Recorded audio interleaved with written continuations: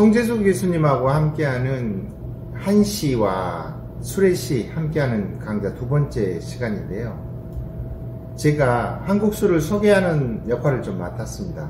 4개의 술을 준비하셨더라고요. 문배주가 있고요. 그 다음에 명인 안동소주를 교수님이 추천하셨어요. 송재수 교수님이 추천하셨는데 중력고가 준비되어 있습니다. 그 다음에 이강주가 준비되어 있습니다. 알코올 도수가 25도이기 때문에 같은 도수여서 제가 오늘 이것을 맛보고 얘기를 해드리려고 합니다.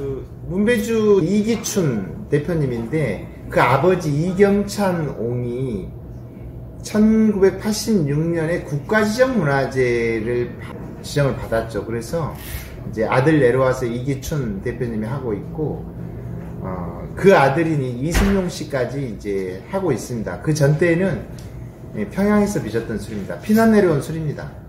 국가지정문화재로 문배주, 경주 교동법주, 면천 두견주가 있는데 증류주로서는 유일하게 국가지정문화재로 지정된 술이기 때문에 문배주는 가문과 또 양조장을 잘 지키기만 하면 대한민국의 그 운명과 함께하는 술이 돼 있다, 이렇게 저는 평가를 합니다. 문배주는 조하고 수수를 써서 만들어진 술인데요. 이 술은 이기춘 대표님이 저한테 준 술이기도 해요. 알코올 도수가 좀 높아요. 50도나 되네요. 보통 문배주는 40도입니다. 다시 한번 맛을 볼게요. 조로 누룩을 만들고 수수를 주 원료로 했고, 수수 구하기가 어려우니까 김포에 문배주 제조장이 있는데요. 김포 문배주 제조장 뒷뜰에 수수를 심어서 수수밭까지 있습니다. 그래서 김포에 술이 돼 있죠. 아직도 증류를 했을 때 약간의 구운내, 고소한 내가 이렇게 함께 따라 있고요. 수수가 고량이지 않습니까? 고량인데 그 고량주와 같이 진한 향이 돌지는 않아요. 독한 향이 돌지는 않아요. 고량주는 증류 방법들이 고체 발효를 해서 물 없이 구덩이에다 넣어서 증류를 하는 게 고량주, 송재수 교수님께서 설명했던 중국 바이주의 기본적인 바탕이 되는 거죠. 이게 고량이 들어가 있다는 것은 북방의 식재료가 들어가 있기도 하고 중국의 영향을 좀 받았던 것들, 식재료가 교류했던 그런 표정들이 문배주 속에는 들어가 있습니다. 남한의 술에서는 수수가 들어간 술을 찾기가 쉽지 않죠.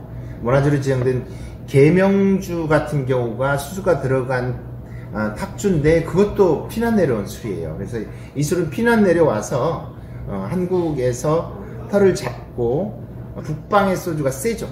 진로도 평안도 술이에요. 평안도의 진지동에서 장항엽 회장이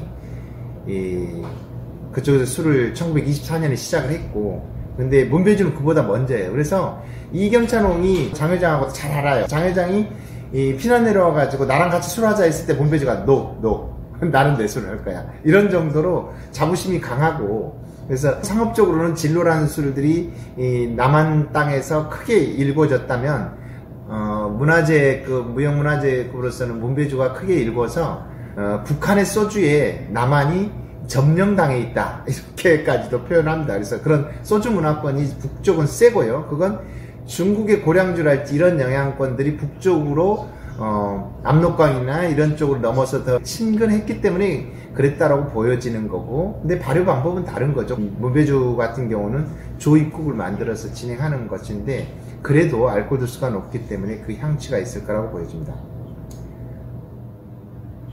두 번째 술은 안동소주를 준비했는데요. 명인 안동소주가 준비되어 있는데 이건 박재서 명인이라고 이름까지 써져 있습니다.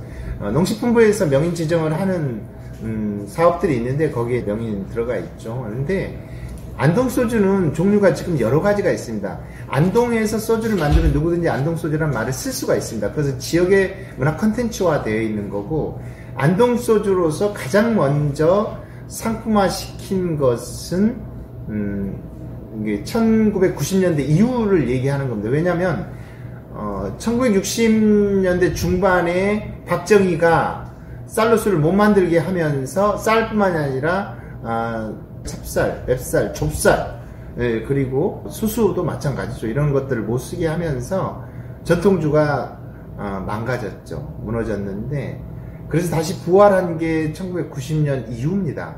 문화재로 지정했던 건 1986년에 이걸 지정했는데 그것은 1980년대 군사정권이 문화정책을 쓰면서 무형문화재도를 채택을 하면서 술도 무형문화재 안에 넣으면서 86 아시안게임과 88 올림픽을 대비해서 외국 손님들한테 초대를 했으니까 뭔가 이렇게 술상 하나 내놔야 됐습니까? 우리도 손님 오면은 주한상 내놓듯이 우리 술 뭐가 있냐? 돌아보니까 없다는 거죠. 그러면은 지역 전통들을 발굴해봐라 해가지고 가장 먼저 선발돼서 돋보여줬던 게 세계 국가지정 문화재가 된 거고 지방자치단체별로 문화재 지정을 하게 되는데 안동에서는 이제 안동 소주가 그 전부터 이름이 있었습니다.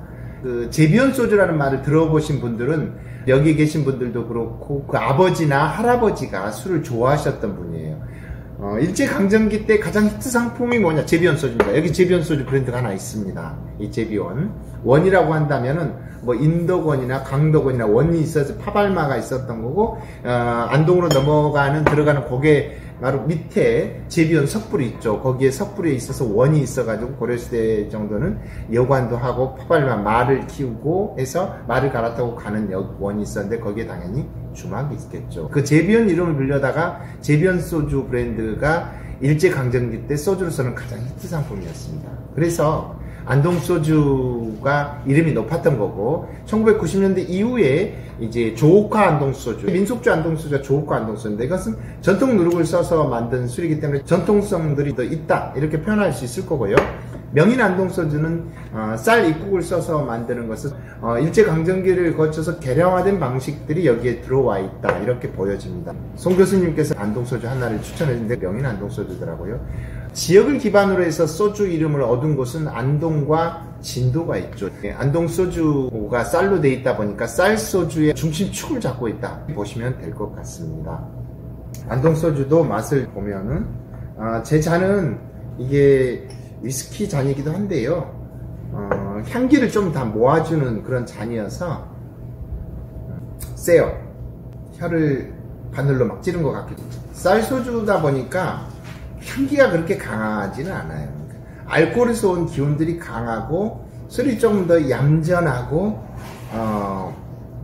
강렬한데 안동 소주가 45도 이러거든요. 문배주가 40도고 그런데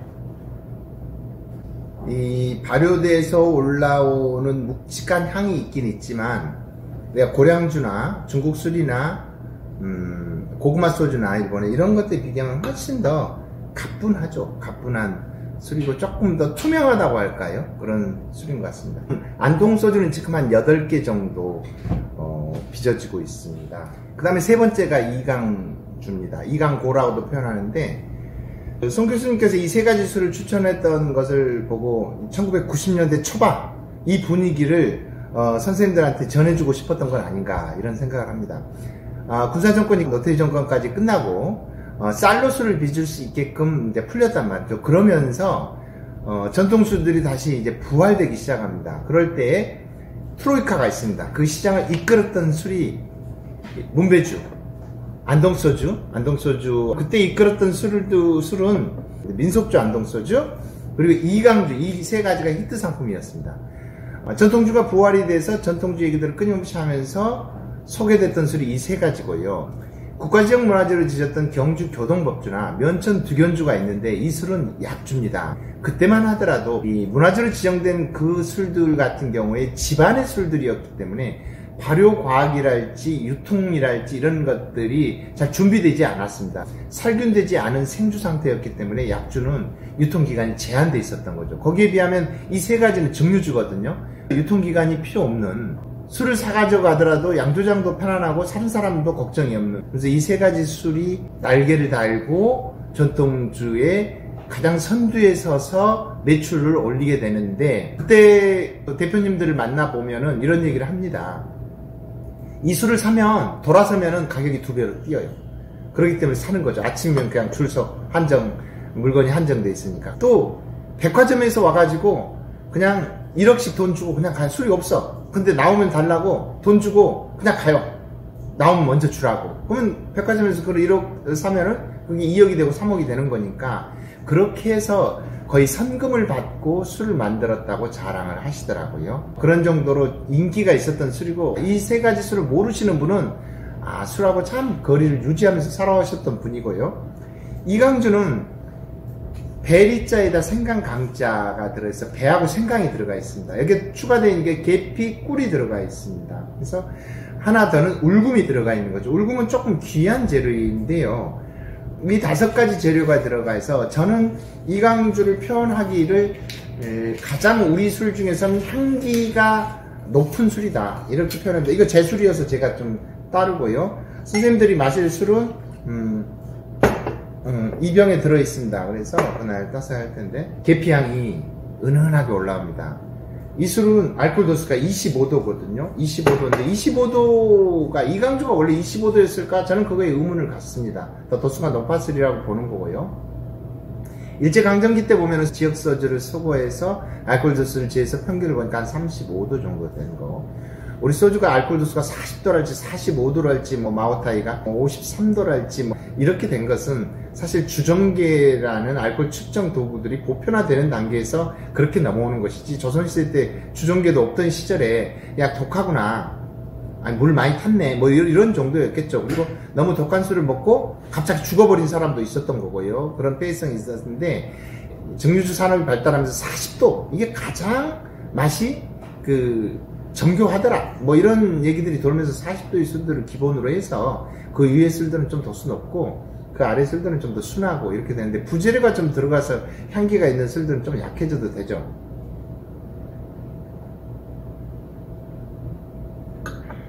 향도 강하고 맛의 색깔도 잘 터치가 돼 있어요.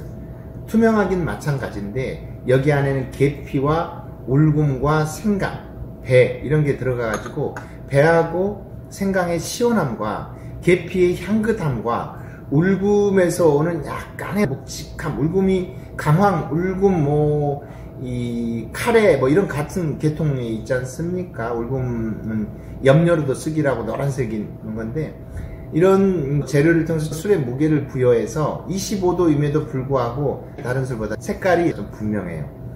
25도를 술을 만드는 이유는 저는 이렇게 해석을 합니다. 이 술을 만들었던 분은 조정형 대표인데요. 이분은 전통주 문화재에 지정되신 분들 중에서는 발효과학에 학습이 된 분이었어요. 전북대학교에서 농학, 발효공학 이런 것들을 좀 공부하셔서 이 문화재를 지정되기 전에 소주회사 공장장을 했고, 한라산 소주에 가서 스카웃돼서 소주를 만들기도 했던 분인데, 집안에 마침 이 술이 있어서 이 술을 문화재로 등록하게 된 거죠. 집안은 조정형 대표님의 아버지가 전라북도의 인물 이렇게 선정될 정도고, 가람 이병기 선생의 잘 이렇게 모시고 또 같이 활동도 하셨던 분이기도 해요. 그래서 조정형 선생님은 가람 이병기 선생의 손잡벌 되는 그런 분이기도 하죠. 이강주의 전라도의 문화가 담겨져 있어서 다양한 재료를 넣어서 한국에서 가장 향기로운 술의 하나로 꼽아줄 만한 그런 술이 이강주에 들어있습니다.